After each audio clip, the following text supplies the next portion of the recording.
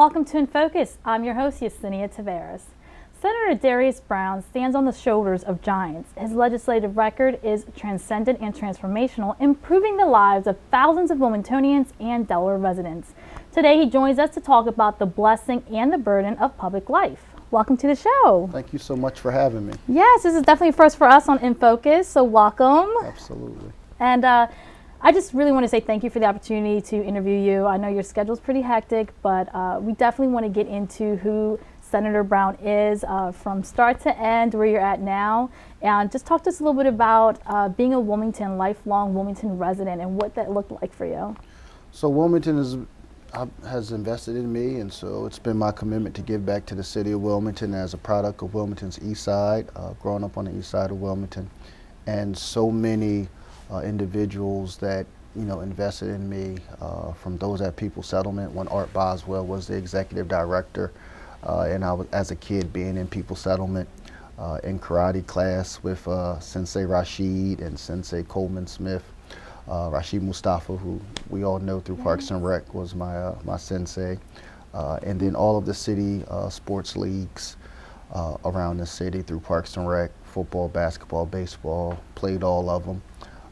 And those were just ways to keep me active and out of trouble. And from that, it gave me a sense of community. Working through People's Settlement and working through East Side Citizens and other organizations along the East Side that had us as kids around the East Side always active doing something, gave me a sense of community. And then just a background of my grandparents being very committed to the church. And so that gave me a sense of service, because beyond just the worship service, we were always giving back on Saturdays through food drives or clothing drives and things of that sort. So I have no silver spoon in my mouth. I'm not from Greenville. I did not grow up in any privileged context. It was just a sense of service, and eventually that developed into public service and public life through elected office. But that is not where it comes from. It comes literally from the community and from the church. Okay. Yeah. And you said karate? Yeah. That's a fun fact. I didn't know that. I'm actually a third-degree black belt. I was in karate much younger Okay. when I was a younger kid, so we share that in common. Okay. That's awesome to know. Yep. So while you were growing up, did you have any mentors in our community? I know you've named some A people. gazillion of them, man. I mean, everybody on the east side, it's hard not to have a mentor for everything. And again, all of those that were in People's Settlement, being in Bancroft as an elementary school student, with Maurice Pritchett, Mr. Pritchett, who is an icon in our community, and then all of the teachers that I had throughout school all imparted into me, and then just the people in the neighborhood. I mean, literally every block there was some person that lived on the block that looked out for the kids or wanted to tell kids what they should be doing with themselves and their lives when we misbehaved or were doing things we should not be doing. So all of those things played an integral part into who I am and how I see the world and how I want to help neighborhoods and kids in the city. Yeah, let's get into that. At what point in your life did you think about public service, getting into the political field? You went to Howard High School and you went to Delaware State University. I ran for city council and was elected to serve on the city council representing the 3rd Council District. And during that time, the platform or purpose for running was around building better neighborhoods. And I talked a lot about building better neighborhoods in 5 aspects. Learning neighborhoods, which dealt with education, livable neighborhoods, which dealt with housing, safe neighborhoods around public safety, working neighborhoods around employment, and then healthy neighborhoods, healthy lifestyles, lifetime fitness and wellness. And so while on council representing the 3rd Council District, I had the opportunity to get involved in a lot of things, made sure that we were able to address housing issues in the 3rd District. So we invested over $40 million in housing while I was on city council to do new housing development, to rehab old homes, to really create livability where previously there was not a housing stock on the east side or in the 3rd Council District where people could age in place with livable, desirable housing stock. So some are now familiar with Sacred Heart Village 2, which is on the east side on 10th and Spruce Street. That was one of the projects. So now seniors, as they age out of their home, and they need single level dwelling. They now have an opportunity to do that outside of a senior high rise through Sacred Heart Village 2 and many of the townhome developments that we've been able to do, or we were able to do in the 3rd Council District. And then investing in our kids, invested over $500,000 in city parks. So if you were to go and look at Kirkwood Street Park, you will see the basketball courts that are there. When I came on council, there was one full court and a tennis court that was unused. So we invested in repurposing the tennis court back to what it used to be, which was a full basketball court. And now Eastside Day and many other basketball leagues utilize that park in the summer, spring, summer, a little bit of fall for different leagues that neighborhood groups organize.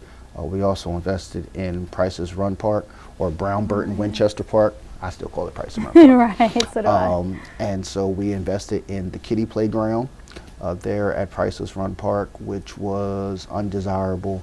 That really came about as I knocked on doors in 2012 when I was running for office, and seniors and grandmothers that were in along Pine Street, 22nd, 23rd, 24th, 25th in Pine, expressed to me how they wanted to take their kids to the park, but the playground equipment was not playground equipment that they felt safe putting their children and grandchildren on. So we invested in that park, and now you have a brand new kiddie playground. You have a brand new basketball court there, and swings and all of those things. And then also in Price's Run Park, the Price's Run pool, which many people are familiar with for years, is a historic pool in my estimation. And so sponsored legislation while on city council to name Price's Run pool after Vice President Joseph R. Biden, because he used to be a lifeguard there. And really his introduction to African American culture and life in the city of Wilmington and throughout the state began at Price's Run pool. And that East Lake Riverside community has been integral over 40 plus years of his public life in shaping how he thinks and policy development and lifelong friendships that he's had over those years. So I'm really proud to do that. And then there were investments we made into H. Fletcher Brown Boys and Girls Club.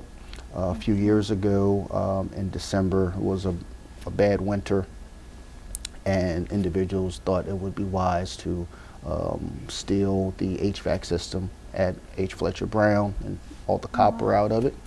So that needed to be replaced, but we also put money into the building to resurface the basketball courts at H. Fletcher Brown, which literally was the same basketball floor when it opened in the 70s. Oh wow, that's historic. So we put a brand new floor in there. We redid the locker rooms. We painted the swimming pool at H. Fletcher Brown. And so those are kind of things while I was on council that was important to me about building better neighborhoods, making investments in our kids and our communities. Many people said we shouldn't make those investments, Darius. People are just going to tear it up, you know, if you give them new things. And I just argue differently that people want to know that you find value in them, and when you invest in these neighborhoods that have been deprived, underserved, and ignored for many years, it gives them a sense of hope, and it gives them a sense of value. And so all of those things still exist. They're not tore up. You know, people are enjoying them as they should. And I am very happy to see, even leaving council, how the city council and the city of Wilmington has invested over the last 3 or so years into parks. I believe that city parks are one of the greatest assets we have in our city, and absolutely, without a shadow of a doubt, Price's Run Park is the best park in the city of Wilmington, with all of its amenities and how it's been able to help our community. So that's just one thing that we worked on around the housing part and investing in our kids. We also did work around employment. So we did job fairs here in the city in the city county building, which was like something unheard of.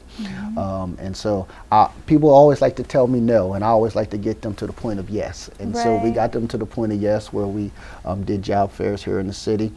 in City Hall, and residents throughout the city came to those fairs and they were placing jobs. We used technology through an app called tweetmyjobs.com, where individuals were able to connect to jobs and be alerted to jobs using Twitter and LinkedIn and Facebook. And then businesses around the city were able to have this free jobs platform, so they didn't have to pay for monster.com or Career Builder or Indeed, where they could freely upload their job postings. Residents could connect to them and then be employed.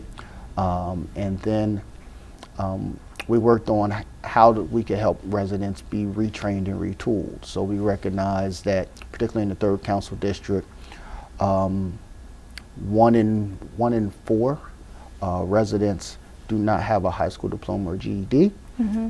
So we wanted to make sure we had connected them to those programs, and we had the Delaware Challenge Program and Skill Center and those type of job training programs available to connect residents. And working with Weston Neighborhood House, we applied for an EPA grant to do workforce development and Deltech, and we were awarded that federal grant where we were able to put people to work learning how to remediate, do brownfield remediation, and then be placed with different companies that do that in the region. So all those things were around working neighborhoods that we were able to do, and I'm proud that we were able to do those things as well while I was on council. Before, and all these things is before legislation. So City Council, the #1 job of a council person is to legislate. You are a legislator. Right. And I think sometimes the public doesn't look at council members as legislators. That's their #1 job. But then there is the ability and blessing of influence, where because of council members being in those seats, they're able to influence and leverage resources to benefit their districts. And while I was on city council representing the 3rd District, that was one of my key focuses and goals, was making sure that I was able to leverage resources, city resources, county resources, state resources, connect nonprofits to be able to benefit the residents that I represent in the 3rd Council District. And then the legislation, which also is very, very important. We were able to sponsor legislation for city residents now, that now have a child. They now have paid parental leave. Yes, that's right. Yes, this is major. Right, that's legislation that I sponsored. So for all the city employees, y'all are welcome. Y'all got paid parental leave now, okay? And then also raising the minimum wage for contracted employees in the city to $10.10. So all contracted employees in the city make at least $10.10. City employees were already making more than that. It was part of my belief around how we move toward a livable wage. So establishing that not so much as a minimum wage, but what we believe should be our trajectory toward a livable wage. And then also legislation around how we manage infrastructure investment in the city of Wilmington. So while I was on council, we came to learn that there were infrastructure dollars that were unspent from previous years. And so we formulated a capital review committee, which in previous years was a gentleman's agreement that worked. And at that time it was no longer working, so we codified it in law through a capital review committee that will review the city's bonding and infrastructure investments and make sure that we're doing that adequately and correctly. And all those things happen, and things have been pretty good. I like to think that I left the city better than it was when I got here, and I am very appreciative of Councilwoman Xanthia Oliver and all that she's done since me leaving the 3rd District and continuing that work. I call her Good News. That's my nickname for her. And the things that she's done in the district have just been great, and continuing to make progress. It's a motto or mantra that I've lived by, and that is that the greatest measure of success is succession. And I like to think from mentorship from State Representative Stephanie T. Bolden, at the time was our councilwoman in the 3rd District, to myself, and now to Councilwoman Oliver. We've seen succession and progress in the 3rd District that's unparalleled to other districts from whence we were to where we are now. So I'm very, very proud of that. the city still has challenges, As many cities do. You know, we see throughout our state and throughout the country. But one of the things we're able to do, particularly around crime, was bring ShotSpotter to the city of Wilmington, which I believe is now in its 3rd or 4th contract extension. And so that was something I was able to bring to the city. When we talk, again, like when I talked about succession, there's many things that legislators want to get done in the life of their term or the life of their public life, but it just doesn't happen. And for many years between the city and the state, there was negotiations around gunfire detection systems and technology and things of that sort. And they just never could get the right system or get the right agreement or the right funding. And fortunately, with me meeting those that operated ShotSpotter, with the help of that, at that time, Attorney General Bo Biden, we were able to bring together the leadership of City Council and the Mayor's office, and ShotSpotter did a presentation, and at that time Mayor Williams and Council President Gregory, who did not always agree on much, they agreed on that, and it also helped that I had Councilman Mike Brown at the time, who was our public safety chair, as an advocate with our council president, and Dwight Holden as an advocate. Pretty interesting times. With Mayor Williams. But all of that worked together, and we were able to get ShotSpotter in the city, and it's made us smarter about how we deploy our officers, because we're able to detect actually where a shooting is occurring. Many times in neighborhoods, you know, we would get calls from seniors and residents that say, I think there was a shooting on my block, you know, wasn't quite sure. We actually have the technology now that we know where these things are occurring, and ideally and hopefully it is helping with the city's deployment. So all those things were a part of my platform around building better neighborhoods while I was on council. And again, we did it in those 5 contexts of livable, learning, working, safe, and healthy. And I believe it's a record that I know it's a record I'm very proud of, clearly, Yes. and the amount of time I've talked about it. But and I was going to say, what could you share in regards to like just the process, because you're so results oriented. You have the actual thing that you want to attack, and then you went ahead and attacked it from the things that you just spoke about in regards to just housing, employment. These are issues that people are coming to you and telling you that they want to see fixed. And then now you just shared with us all the results that you were able to make sure you implemented while you were on City Council. What could you share with us in regards to just the process and how you were able to make it happen? I know it takes a team, but it takes a team, but it also takes moving beyond idea to execution. Lots of people have ideas. People have ideas about everything, good, bad, and different, how we want to fix something. But it's about executing on an idea, and that's literally the difference in leadership as you move from good to great. And so for me, it was having council staff understanding the dynamics of personality of people on council and in government to get things done. Oftentimes when people disagree with people or think contrary of someone, they don't want to work with them. One thing that I learned from Vice President Joe Biden that sticks with me to this day is that every elected official was elected by a constituency that saw something good in them. And so when whatever legislative body you're in, it's your responsibility to find and see that same good and work toward that good.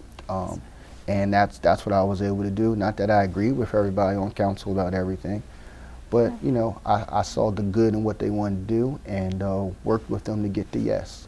Yes. Yeah. And while you were on City Council, you had some historical markers that were actually located within our community. Talk to us about that and why you went about doing that. So the East Side, oh gosh, 20, maybe 30 years ago now, close to 30 years ago now at least, was designated as East Side Historical Zone. And there's so many historical figures and institutions on the East Side, and we began a historical marker project while I was on City Council to identify and then memorialize through a state plaque and also through a city plaque these locations. And again, Councilwoman Xanthia Oliver has continued that work. I know a year or so ago, they did a marker for Bell Funeral Home, who was, one of the first African American funeral homes in the city of Wilmington, I believe also in the state. So those things are important because for me, I'm still a young man. I want to hold on to being a young man for a while. As long as you can. As long as I can. But for generations after us, they really don't have that sense of history about what the East Side or what portions or parts of the city used to be and those figures and their contributions.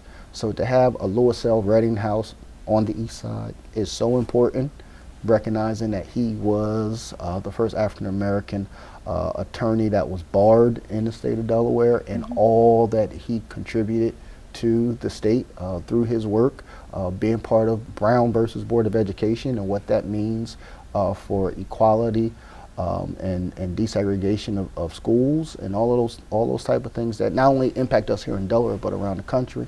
And so those things are important, and we got to make sure our kids know about that. They had to know about Knotty Pine, and at the time, the Green Book was the only way African American singers and actresses were able to find places to eat, and Knotty Pine Restaurant was the soul food restaurant that fed, singers and actors and actresses in the 40s, 50s, and 60s right on the east side of Wilmington. And so those institutions are important. And of course, Howard High School. I think that's one of the most historic institutions we have in our entire state. The football team was just with me in Dover 2 days ago. They won the Division II state championship. But all of the contributions and the people that have come through Howard High School over the years is important to us to preserve that history as well. And then you can just go up and down street after street and look at properties and be like, that used to be Dr. Gowen's house, that used to be where a dentist was, a teacher, so on and so forth. And so we just want to memorialize those things, not just through plaques, but we also did it through an app, which was called More Than a Map. Okay. And so with that app, you're able to upload historical places and spaces, so individuals can walk around the east side and with the app and be directed to different locations of historical significance. So all those things are important. And I was going to say, what's it like for you to see how you came from these streets and now you're walking back on these streets and seeing all the change that you brought to our neighborhoods? It's more to be done. Building better neighborhoods is not a period. It's ongoing. Right, it's ongoing. So the work is still to be done to make sure that we create livability and desirability in our urban core in the city of Wilmington. Okay. Yeah. And fast forward to today, you ran for Delaware Senate seat and you won. Talk to us about that transition in your life from city council to state. So moved from building better neighborhoods to looking at our progress and really looking at and understanding the significance of the seat on the Delaware State Senate. So in historical context, I serve as only the third African American to ever serve in the Delaware State Senate, the youngest African American to ever serve in the Delaware State Senate, where I was able to succeed State Senator Margaret Rose Henry, who was a mentor and served for 24 years, and before her, the senator, Herman Holloway Sr., who was the first African American state senator in our state. And so because they served so long, I'm only the third. Mr. Holloway, Senator Holloway did 30 years, and Senator Henry did 24, 30 plus years, and Senator Henry did 24. So, here I am, just 12 months in. But the significance of that is a blessing and a burden, because I don't just represent the constituency of the 2nd District, which is much more diverse than people think, because the district has historically been the Black Senate District, but it's a much more diverse district than people think. But then also just getting calls and inquiries and requests for help from African Americans up and down the state. So it becomes a statewide issue and a statewide work because of that. Right, and even not only within our state, throughout our country, the face of politics has changed. How important for you, now that you've been in the seat, is it to have diversity at the seat of these tables? So what we see now in Delaware General Assembly is probably the most diversity in the history of the state. We have a Delaware Legislative Black Caucus, which is made of 8 members, 6 members in the House, 2 in the Senate. Okay. And so I serve in the Senate with Senator Elizabeth Lockman, Yes. Tizzy. And in the House is our founder, State Representative Stephanie T. Bolden, and then members that also came in 2018, State Representative Nanvi Chakwocha, State Representative Sherry Dorsey Walker, who we all came in the City Council together. Yes. And then also State Representative Frank Cook, Kendra Johnson, and Mimi Brown, who represent Frank, Representative Cook, represents a portion of the city, which is Southbridge, but most of his district is outside the city limits. And then Representative Johnson is in Bear, and Representative Mimi Brown is in Newcastle. So, you know, African American representation goes far beyond just the confines of the city limits. Right. And African Americans live all throughout the state of Delaware, but we do have the most diversity that we've ever had in the history of the state. And so our caucus has been doing a lot of work throughout this past year. One of the things that we're very proud of is that we were able to get the adult expungement bill passed that now gives people opportunities to get their criminal records expunged. We're also able to get a historical marker at Green Bank Park, which is the only documented lynching of African American through the Equal Justice Initiative, which was founded and still operated by Delaware's own Brian Stevenson. So for those that have seen the movie Just Mercy or have not seen the movie Just Mercy, go see the movie Just Mercy. And so his work through EJI, and then also working with Governor Carney around the diversity of the Delaware judiciary to ensure that there was a diversification of the Delaware Supreme Court, which recently happened on Friday, January 3rd, 2020 at 2 p.m. at the historic Howard High School, where we now have Associate Justice of Delaware Supreme Court Tamika Montgomery Reeves on the Delaware Supreme Court. So those are some of the successes that we've had as we work through diversity and inclusion in the state. That is the work that the caucus can be attributed to being the leading voices on. Okay. And I'm very proud to serve as the chair of the Delaware Legislative Black Caucus. But again, it's not about me, it's about us, it's about our collective work. That's right. And we've been able to do all of this work together. Okay. Well, we're going to get into more details about what you're doing as a Delaware Senator when we return after these short messages. Okay. So don't go away. We have more with Senator Brown after these messages.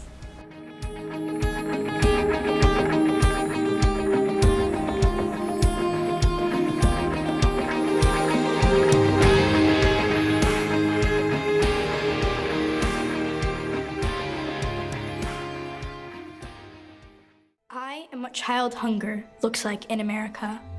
I am a 9-year-old boy who hopes a friend invites me to a sleepover so I can have dinner. I am a 15-year-old girl who goes for walks during lunch so my friends won't know I don't have anything to eat. I was created by artificial intelligence from faces of the 1 in 7 American children who struggle with hunger.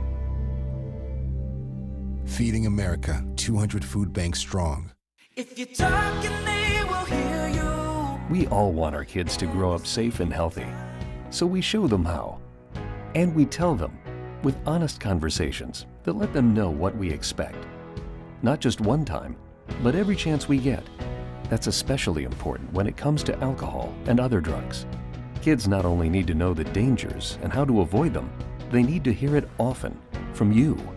And when it comes to pain medications, opioids, they need to know that they should never be taken without a prescription and never shared with friends or family. It's dangerous and illegal. So talk with your kids and guide them through the challenges of growing up safe and healthy. Because when you talk, they hear you. For more information about talking with your kids about underage use of alcohol and other drugs, visit underagedrinking.samhsa.gov. So talk, they hear you. You can do it if you try. I'm Andrew Saul, Commissioner of Social Security. Beware of telephone scammers pretending to be government employees. Real Social Security employees will never threaten you.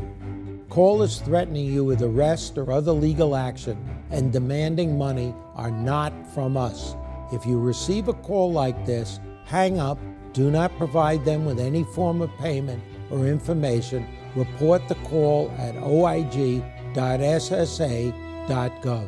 If you see something, why do you say something? I see safe for my friends. For my community. For everyone here. We all have something worth protecting, a why that unifies us. Report suspicious activity to local authorities. If you see something, say something. Roll over. Can't high five. All right. When you adopt a shelter pet, you discover all the things that make them unique. And your mother and...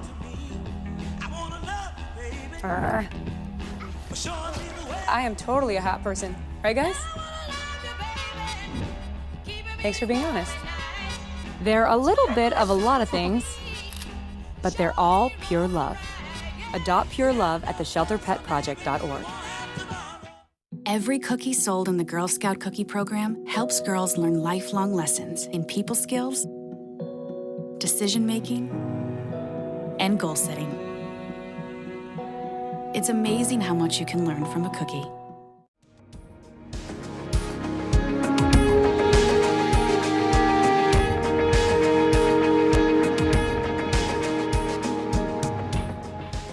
Welcome back to In Focus. I'm your host, Yesenia Taveras, and I'm here with Senator Brown. Before we left to our commercial break, we were talking about the Adult Expungement Reform Act that Senator Brown actually sponsored. We'll get right into it. Tell us a little bit about how this came about. So the Adult Expungement Reform Act was part of 19 bills of criminal justice reform initiatives that we released last year. We've worked through about 11 of them, meaning about 11 of them have been introduced. Not all have been codified into law. But one of the bills that we were able to pass last year was the Adult Expungement Reform Act. It was a coalition through the Smart Justice Coalition, which is the American Civil Liberties Union, Delaware Center for Justice, Coalition to Dismantle the New Jim Crow, legislators like myself, the Black Caucus, State Representative Val Longhurst, many other legislators with this work. And what this bill specifically does, it creates an expungement process in the state of Delaware that previously did not exist. So before this law being enacted this past December, December 28th, 2019, I love my dates. Yes, I was going to say. Is that before that, an individual could get a pardon from the state, which means you're forgiven. The state is saying, we forgive you for your offense. But everything in their criminal record was still there. Someone looked it up, an employer looked it up. Background checks. Yep. And so with the expungement, it now gives people the opportunity to have their record expunged, have those offenses removed. And there's a 3-tier process. So for non-convictions, offenses that you were charged of but not convicted of, and certain misdemeanors, you now have what is called a level of expungement where you just, apply. It's reviewed by SBI, State Bureau of Identification, and then you receive your expungement. The second tier is a discretionary expungement, which is an expungement you receive after it is reviewed by the Department of Justice for misdemeanors and certain felonies, and then that recommendation is sent to Delaware Superior Court, and then you receive your expungement. And then the third is if you go for a pardon because your offense does not fit those other 2 criteria, you receive your pardon, and now you're eligible for an expungement. The only things that are not eligible for an expungement are rape, manslaughter, and murder. Okay. All other offenses are eligible for expungement in one of those 3 tiers. Okay. And so for individuals that are interested in learning more about that process, they can always contact APEX, who is the organization working through the Department of Labor that helps individuals through the expungement process. Yes. And I'm aware APEX has their sessions here at the Wilmington Public Library on Wednesdays. Mm-hmm. So during the process of the bill, again, remember what I talked about earlier, finding the good in everyone. So yes. When the bill came to the Senate, started in the Senate, every bill has to pass both chambers, the Senate and the House. Mm-hmm. 21 members of the Senate. The bill passed the state Senate 21-0. Every senator voted yea on the bill.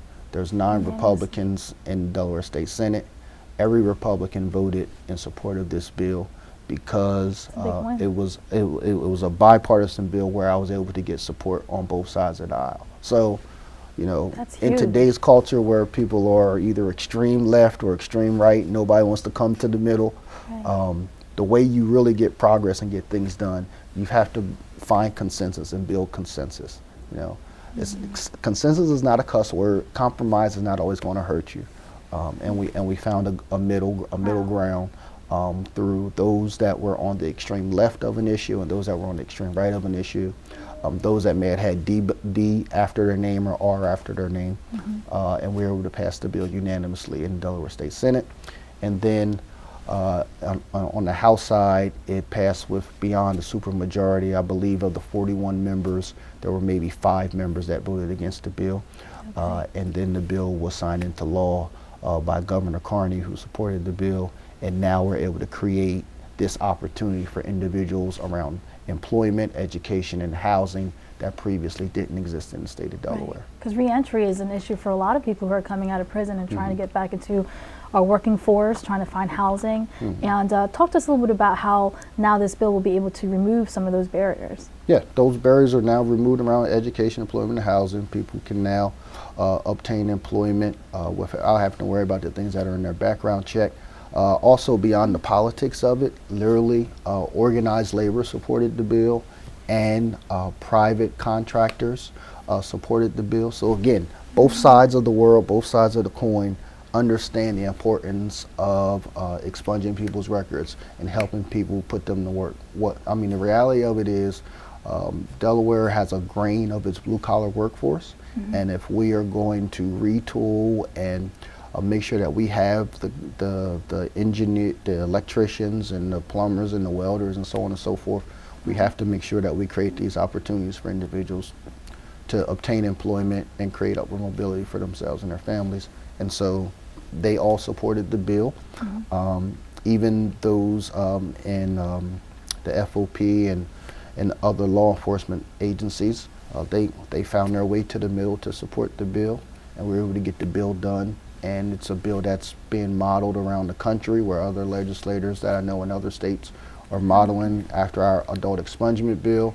It's been something that's been highlighted through the Reform Alliance, which is a national criminal justice reform organization, and Van Jones and others that are part of that group are aware of the work that we're doing here in Delaware. Okay. And I think too, in essence, this is great because, and maybe partly of the success is that barriers affect everyone regardless if you're Republican or Democratic. And here you were able to, through this bill, address that issue and now find a solution where it can help benefit everyone and not just one party. Yeah, again, everyone, and every time you break, I remember someone else that supported the bill, and so our Attorney General, Kathy Jennings, supported the bill, as well as the Office of Defense Services, which we would call the Public Defender's Office, but they changed their name now, so now they're the Office of Defense Services. But our State Public Defender, Brendan O'Neill, supported the bill. So again, when you have the state chief prosecutor of the state and the chief public defender of the state both agreeing that this is a good bill. And so we were able to bring a whole lot of people around the table to support this effort, and we were able to get it done. There's 2 4-letter words that I love. I promise you they're not cuss words. And that is work and done. And so it has been the motto and mantra of my public life and my office and staff that we get work done, and that's what we do. And for those who are unaware or don't know, what's the difference between having an expungement and a pardon? A pardon is saying that you're forgiven, but everything is still there on your record. Once you get the expungement, then the offenses are removed from your record. Okay. And talking in regards to the work being done, we've already had some fairs where these constituents, these residents can attend. Are there going to be any more coming up in the future? There will be more. We had our first one on Saturday, December 28th, because the bill became law on Friday, December 27th of 2019. And so we had the first one at New Destiny Fellowship Church. Bishop Weeks was willing to open up the doors of his church, and we had over 300 people at our first expungement fair. And so people continue to call my office and call Apex, and Apex has certain hours throughout the week where people can schedule for their one-on-one with them. And then we're looking to schedule other fairs up and down the state. I have legislators, colleagues of mine that have called and said, hey, I want you to do a fair in my district. You know, we have business people that say, hey, we want you to do a fair for us. And so we're organizing and planning those throughout the year, those different fairs that we're going to do. It has just been something that's been very successful and been embraced. We've gotten good local press and national press and regional press about it. And so we're going to continue to work. And is your belief that regardless of your criminal record, you do deserve a second chance? So that's the whole premise for the bill, absolutely, right. Yeah. Because sometimes people can look at that as a barrier, as we mentioned earlier, and it hinders these individuals, but at the end of the day, they're humans too, and they're trying to re-enter our workforce and make a living just like the rest of us. But as you mentioned, if that record is still, if that charge is still on your record and you're convicted of something, for some people I know, like, they've gotten their CDL license and they've done the work that they had to do, but then they have that record that's eliminating the opportunity to find work. And now here you're able to get this expungement off your record, and now you can just move on positively, hopefully, like the rest of us. Right. Awesome. Right. And so what else is happening in the Delaware Senate for you? So I guess we didn't talk about this, but I chair the Senate Judiciary Committee, which is absolutely a historical context of me being a freshman senator and chairing that committee. I'm vice chair of our Corrections and Public Safety Committee, and I serve on our Capital Infrastructure Committee that does all the infrastructure investment for the state. And so as chair of Judiciary, we did the criminal justice bill around adult expungement. We'll be introducing bills this year around clean slate.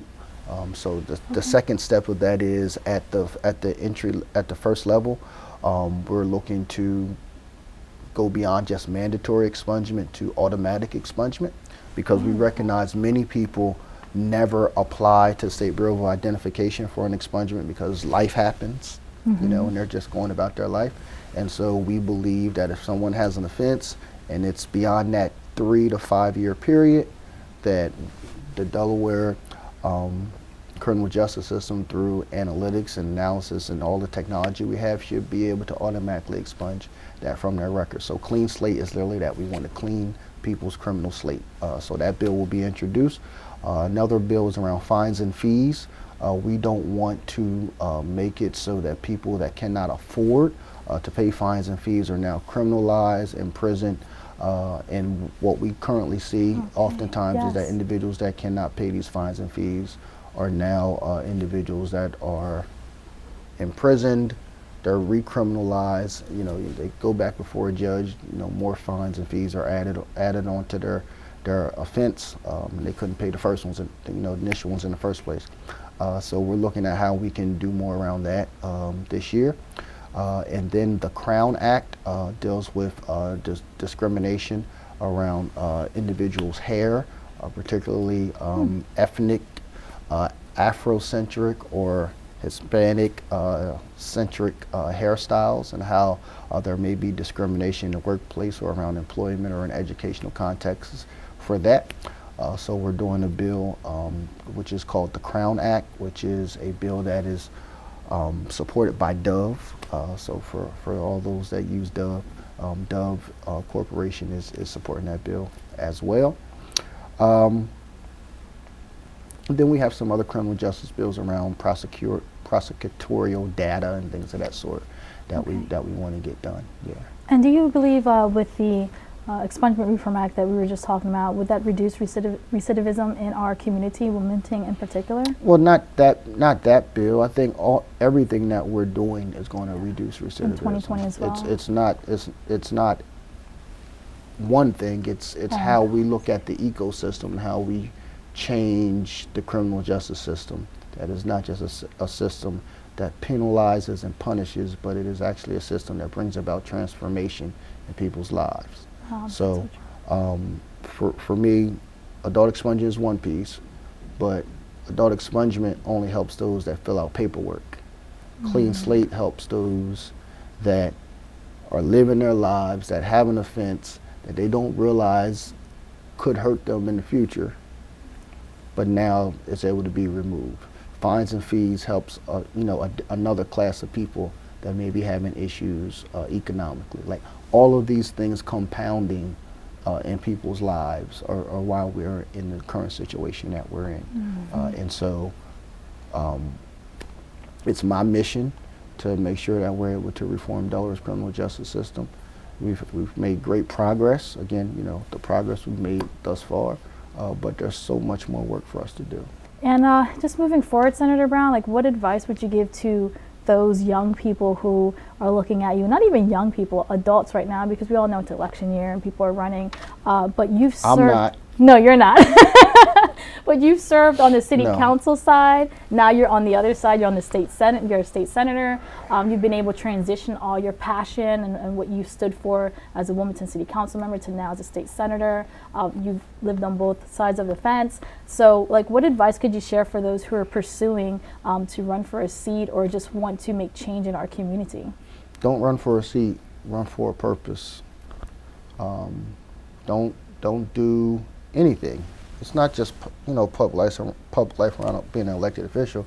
It's whatever you're doing. Don't just do it for a check. Don't just do it for some, you know, self-esteem boosting or social status of a title, but do it because it's the passion and you actually want to improve people's lives and you want to make a contribution. And so if what you want to do is bigger than you, greater than you, and beyond you, then that's what you should pursue. But you shouldn't pursue it for yourself.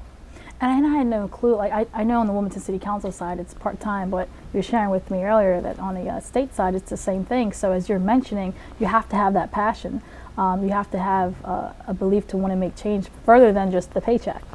Well, it's beyond, again, public life or elected official. It's whatever you want to be, whether it's a chemist, a basketball player, a lawyer, a doctor. You have to have a certain drive and determination. Again, you can have an idea. You got to execute. Right. And beyond execution, you got to make sure that you're doing it for the right reasons. That's right. And Senator Brown, we have Black History Month coming right around the corner. We've talked about diversity. We've talked about the face of just politics in general, changing, the importance of having people of color. You spoke about legislation that might be coming up in the pipeline in regards to just ethnicity and being discriminated. What could you share with us in regards to Black History Month, what it means to you? Any message you could share with us? Well, I mean, Black history is every day. We live it out every day. I am living, breathing Black history, but I am also the living, breathing dreams, aspirations of my mother and grandparents and forefathers. And so it is our obligation and responsibility to not just study and remember history, but also continue to make more history. And I believe that I'm doing that and others are doing that here in the state. And throughout the country in their own lane. And I would encourage young people to dream beyond a basketball, to dream beyond what they see on TV, to understand that the buildings that are around them are named after individuals that did great things, and they can do great things as well. If you walk around the east side, you'll see that with school buildings like Drew, Dr. Charles Drew, and other you know, institutions, and those are the things we should esteem ourselves higher toward. And so it is my hope as we enter into Black History Month that we esteem our community, our children, and ourselves to a higher calling beyond ourselves.